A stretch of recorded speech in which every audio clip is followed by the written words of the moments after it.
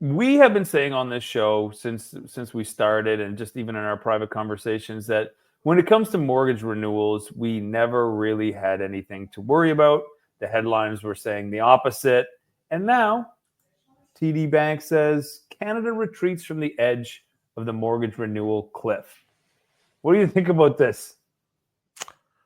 I think that's nice. I think that yes, we are probably not in the same situation that people thought we were going to be in, or economists maybe thought we were going to be in a year ago, where interest rates were high, like fixed rates were almost 2% higher. The Bank of Canada hadn't started decreasing the rates. They've come down 1.25% on variable rates. So I think, yes, we have retreated back from the cliff. I don't think it was probably ever going to get to the point where the entire market was going to implode. We were always going to have rates decrease, but yeah, we've backed away from it. I don't agree on everything that they said in the article, but what's your take on it? I think it's when it was at its worst and people were worried the most. Interest rates were still only, maximum for a 5-year fix was like 6%, right? And so everybody had already qualified years ago at 5.25%. We built that in, and I'll be the first to admit I've complained about the stress test for a long time, especially B20 when it came out that if you had the 20% down payment, you were still going to be slapped with this sort of qualifying hurdle. But everybody got over it. That was the benchmark, and you qualified as if you were paying sort of yesterday's rates of 5.5%, 6%.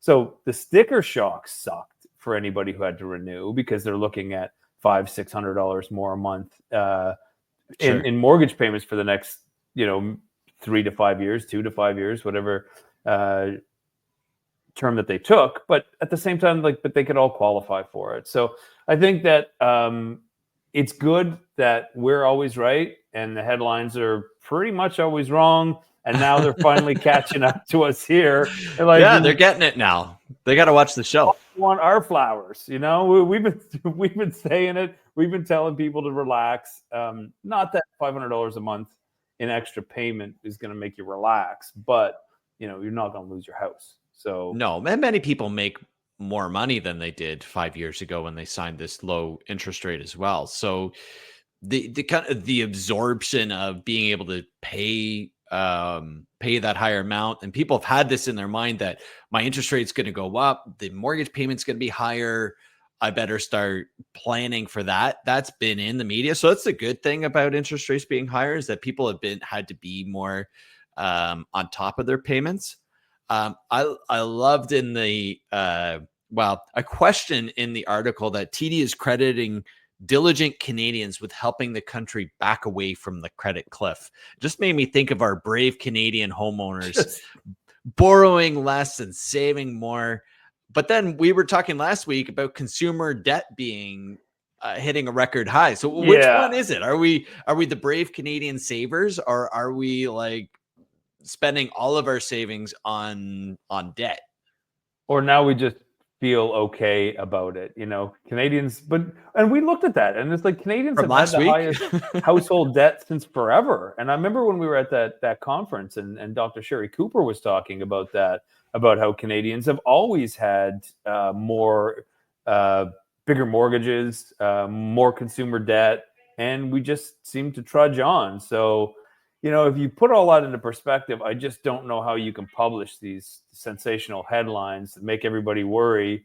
And we also know that Canadians are like the least likely to default on a mortgage out of any of the sort of G7 countries. So we're in good shape. We've always been in good shape. It's just when the interest payments are so high, it stinks, right? Yeah, and I think like TD was also looking at like the aggregate balance of Canadian mortgages outstanding by mid-2024 had decreased by 1.2%, or will decrease by 1.2% in 2025. So that's part of it.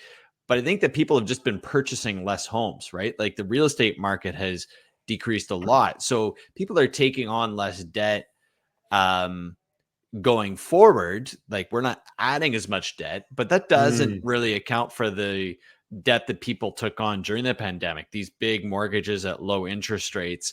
So I have trouble reaching the conclusion that individual Canadians are in a better place, that they've kind of weathered that storm and been able to carry their debt better, they've saved more, or is it just that people aren't taking on as much debt as a group of Canadians? Well, I mean, just focusing on the renewal aspect of it alone, it's like we knew that it was going to be okay as long as you didn't come across some unfortunate event like loss of a job or something like that, which is going to stress you out in a whole nother level. Sure. But all things being equal, we were already prepared.